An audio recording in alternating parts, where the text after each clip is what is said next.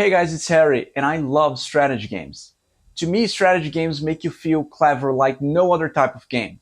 And I'd say they not only make you feel that way, but actually they develop your intellect in many different ways. Strategy games require you to build a deep and complex understanding of game systems, the possible strategies for you and your opponents, and offer that fine balance between mastering a fixed set of moves while being able to adapt quickly to unpredicted scenarios. So yeah, get ready for a fun discussion, hit the like button and subscribe. I've been a game designer and producer for the past 10 years, and I love to talk about games and game production.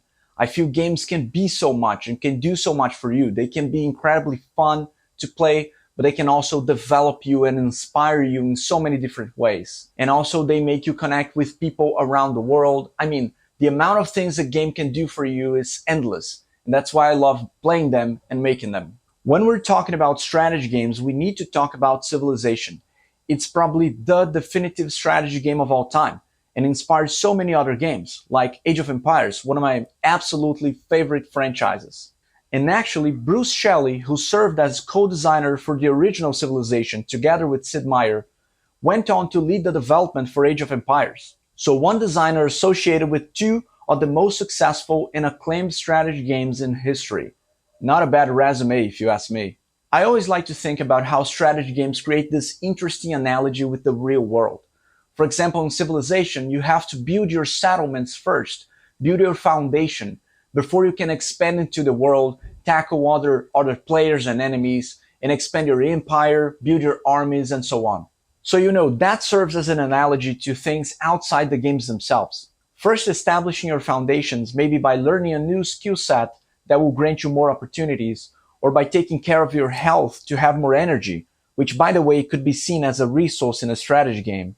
And only then you get to expand, develop your ambitions, and achieve more things. If your city and production are not generating high enough income, you will not have the resources to build your armies or develop your scientific breakthroughs. Sid Meier is quoted for one of the most notorious and intriguing definitions of games. He said that games are a series of interesting decisions, and Civilization is developed in such a way that the game mechanics themselves are simple, but they're connected in complex and intricate ways, so that in order to progress and win, you do need to make interesting and impactful choices each turn.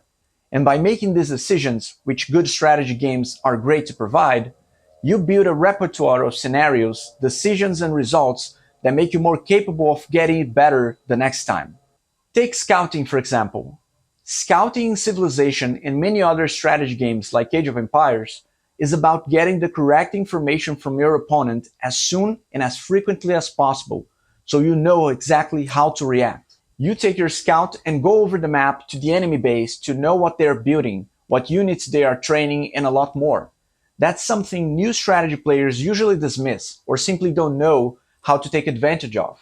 To untrained eyes, your opponent could deliver you the entire plan and strategy, and you would be a pair of blind eyes failing to catch any glimpse of light. But once you've had enough battles weighing on your shoulders and deep scars on your back, you can more easily identify the schemes and trickery your enemies are plotting against you.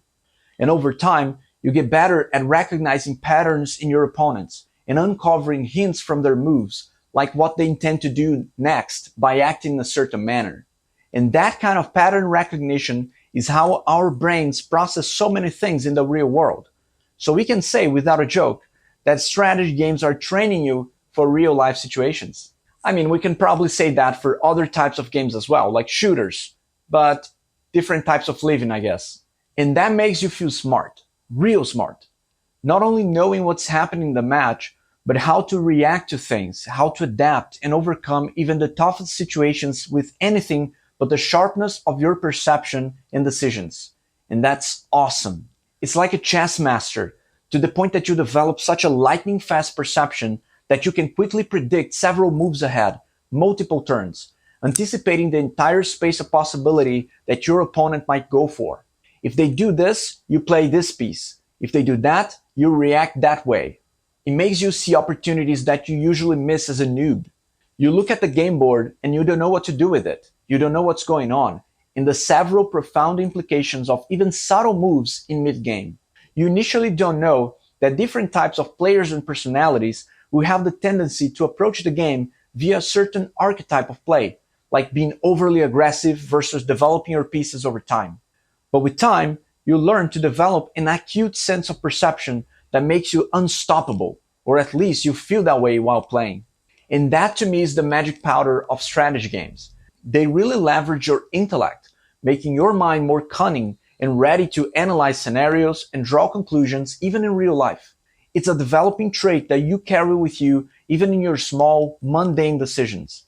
Playing strategy games and becoming good at them will change the way you embrace challenges if you let it. And Civilization is also one of the most ambitious games of all time, taking you from the early settlements in uncivilized history and allowing you to build your own empire in a myriad of ways. What I love about each new installment in the series is how the design is not only refined each time, but also expanded with new mechanics and concepts that bring the game to a whole nother level. Sid Meier and Firaxis have this design rule for how to make a new Civ game called the Rule of Thirds. Pretty much one third of the game needs to be stable and faithful to the previous entry, carrying the best practices in design.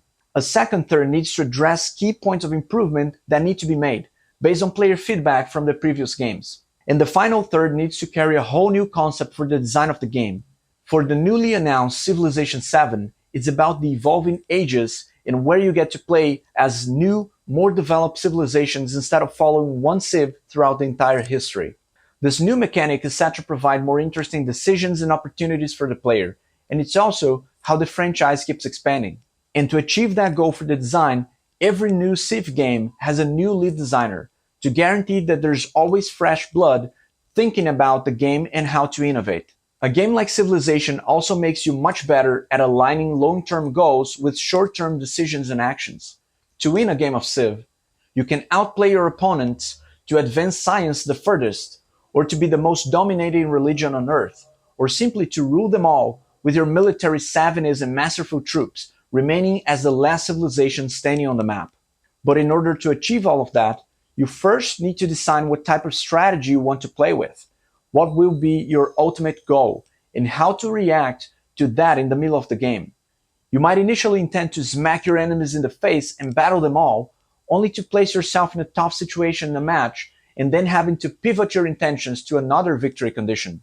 It's a plethora of knowledge combined with practical experience of playing over and over, facing different types of opponents and strategies and battles. Civilization and other strategy games will also make you better at multitasking. Even being a turn-based game, in Civ you need to plan and execute several different strategies and moves every single turn, especially when you have multiple units on the map, several different cities to your name, and fearful opponents waiting for even the tiniest of mistakes that you will grant them. So yeah, I love strategy games. To me, they teach you how to engage with different systems and how to master them, be it playing against a computer or another real player, to the point that you start seeing moves and opportunities that you never saw before, and you can capitalize on that. And we have so many different types of games. Strategy games can be turn-based or real-time. They can be about conquering galaxies or facing opponents in small tactical battles. But they always teach you how to plan and execute a given strategy, how to think ahead and outsmart your opponents. And the more I play them, the more I love them. And the smarter I become, or at least I like to tell myself that.